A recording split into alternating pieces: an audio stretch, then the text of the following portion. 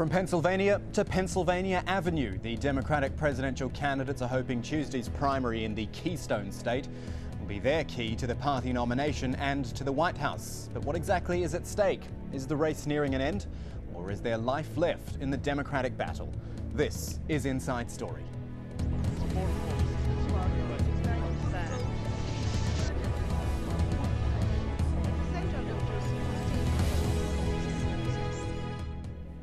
Hello there, I'm Kamal Santamaria. It is almost 4 months now since Democrats and Republicans began choosing their presidential candidates, and for the Democrats at least, we're really not that much closer to knowing exactly who that nominee will be. It is an incredibly close race, and as such, Tuesday's primary in the state of Pennsylvania is being fought like few other states have been. The polls, if you believe them, have Hillary Clinton leading Barack Obama, but not by much, and that is the key. Even some of her own supporters say she will need a significant win on Tuesday just to stay in the race. Pennsylvania is one of the most industrialized US states, and both Hillary Clinton and Barack Obama have been touring some of the factories that make the state's economy tick. Unlike the situation in other parts of the country, Pennsylvania's economy has yet to see a downturn, but it's still one of the most important issues to voters. There are over 150 delegates up for grabs in Tuesday's primary and more than 4 million registered Democrats ready to vote. Senators Clinton and Obama are chasing both as they campaign across Pennsylvania. You know where I stand, you know what I've done, and the overall counts show Hillary Clinton currently trails by at least 100 delegates. But even with a wide victory margin and wins in the remaining few contests, it's unlikely either candidate will be able to pick up enough delegates to clinch the nomination. That leaves the candidates trying to prove they can decisively win the support of the people and appeal to a wide variety of voters against John McCain in the November election. Hi, how are you? How are you, sir? Good to see you. What's your name? Seidel. So nice to see you, sir. Yeah, and as the stakes become higher, the campaign has become increasingly negative. Obama accuses Clinton of being out of touch with what voters want. You know, there's been a lot of talk in this campaign over the last few days about who's in touch with the workers in Pennsylvania. Senator Clinton and Senator McCain seem to be singing from the same hymn book. They're saying, I'm out of touch. I'm an elitist, because I said a lot of folks are bitter about their economic circumstances. Now, it may be that I chose my words badly, that it's not the first time, it won't be the last. But when I hear my opponents, both of whom spent decades in Washington, saying I'm out of touch, it's time to cut through the rhetoric and look at the reality. And Clinton's lashed out at Obama's campaigning, claiming he's misrepresenting her ideas. He has sent out mailers, he has run ads, misrepresenting what I have proposed. We have called him on it, editorials have said it was misleading, but he persists in it. And I really regret that, because the last thing we need is to have somebody spending as much money as he has downgrading universal health care. We need to try to achieve universal health care, not create political opposition to universal health care. That's what the Republicans do, not what Democrats do. And all this fighting is making some Democrats nervous. They worry a drawn-out battle for the nomination could split the party and ultimately hurt the Democrats' chances of winning the White House come November.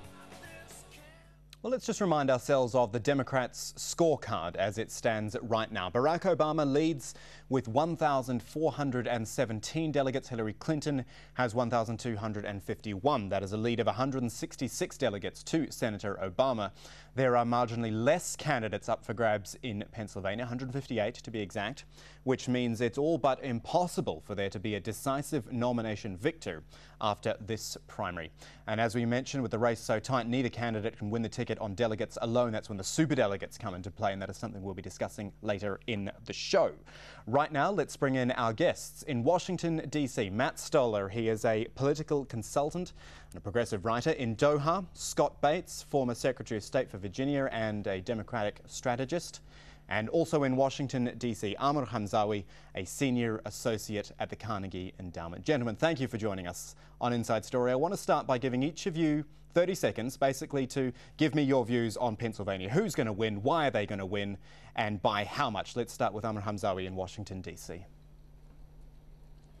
Well, as it looks now, Clinton is probably going to win. We still have 12% of the voters in Pennsylvania undecided, but it looks as if Senator Clinton is heading for a win, but not with a great margin. And this is going to be the decisive point. A win of less than 10% margin, which does not appear as if it's going to happen, will not boost Senator Clinton's chances in clinching the nomination and staying in the race. Okay, then Scott Bates in Doha, your thoughts? Well, I think if Barack Obama cuts that Hillary Clinton win to below 5%, then he just might be the nominee very quickly, and that's why he's poured just millions into this race in Pennsylvania. If Hillary Clinton gets over 10%, this is going to go down to the wire and continue. I think she's going to win by 8 to 10%. And those undecideds, they're going to break for Hillary Clinton. In the past, they broke for Barack Obama, but now I think it's people not wanting to tell pollsters that they're going to vote against Barack Obama. And finally, Matt Stoller in Washington, D.C., your thoughts?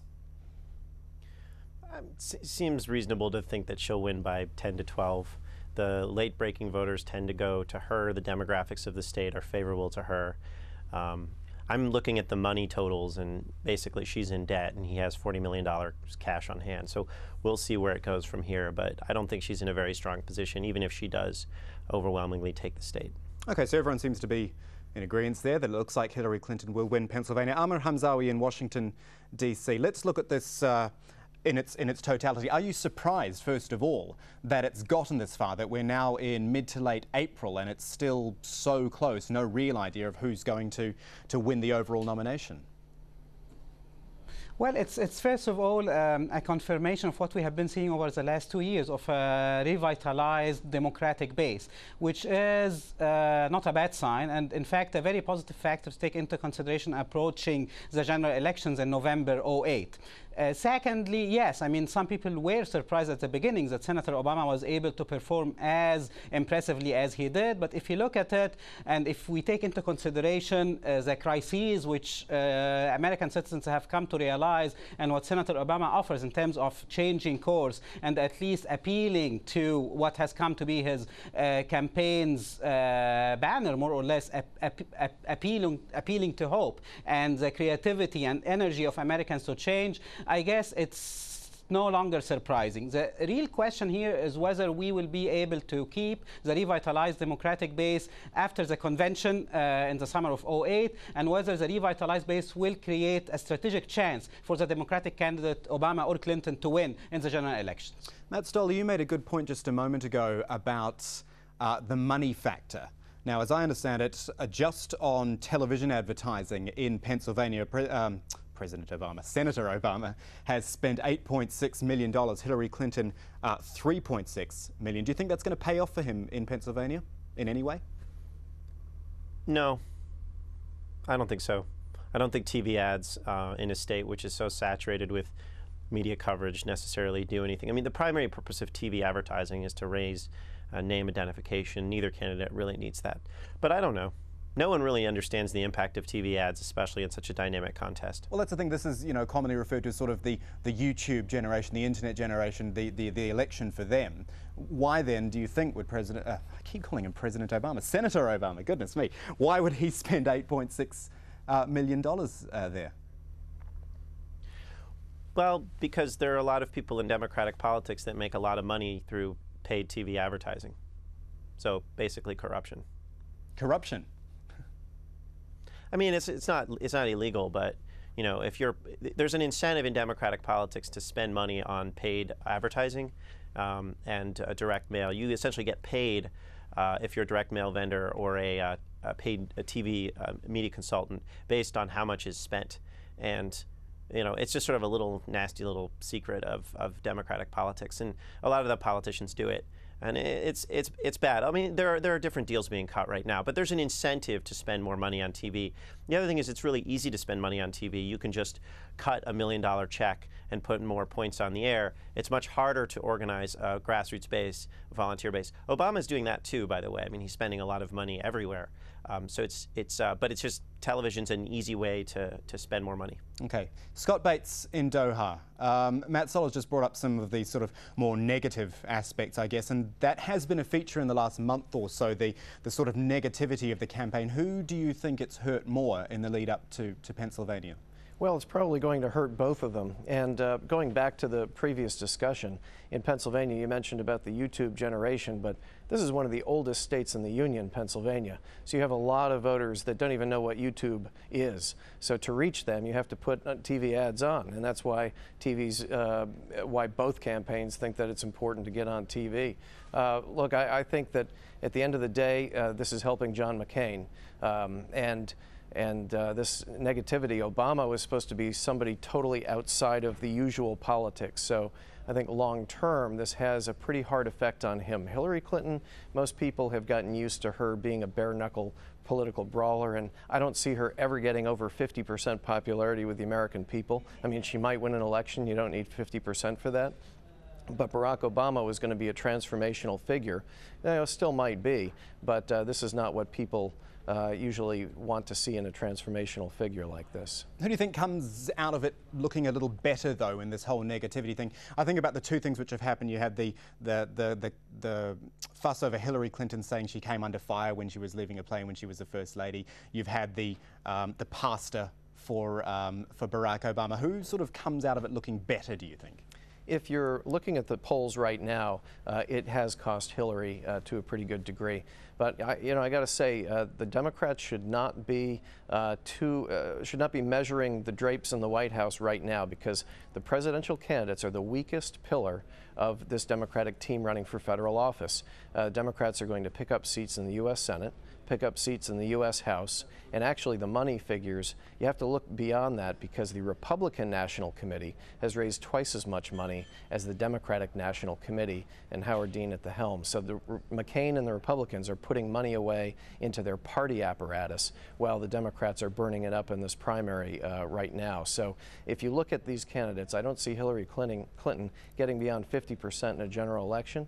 And you look at Barack Obama right now, he's in very tough shape in a general election polling in states like Michigan, Pennsylvania, Florida. That's not good news for Democrats. So we have two candidates that right now are not well poised to capture the White House. And that's very odd, considering that the economy is in the tank and people are upset about the Iraq War. Okay, then final thought from Ahmed Hamzawi in Washington just before we go to the break. Scott Bates saying there that Hillary Clinton perhaps shouldn't be measuring the drapes yet for the White House. There is even talk that she might even leave the Democratic race if she didn't do well in Pennsylvania. When I hear something like that, I think, well, Hillary Clinton's really not the quitting type. What do you think? And she is not, and it's very difficult to imagine Clinton quitting before the convention. There are two reasons here which play to Hillary Clinton's argumentation. One, she has won basically all large states, and Obama has failed so far to win large states. And Pennsylvania is crucial because it's a large state, and if Hillary wins, regardless of the margin, it's going to confirm the fact that Obama seems to be doing poorly in large states, which are crucial for a Democratic win in November 2008. And secondly, it's too close to call off. It's too close even for the Democratic base to call off. So it's going to go on regardless of the results of the coming primaries. It's going to go on until the convention in August. Gentlemen, stay with us. We're going to take a short break here on Inside Story. When we come back, we'll ask what is the fallout of the ongoing Democratic contest on the party's future. Stay with us.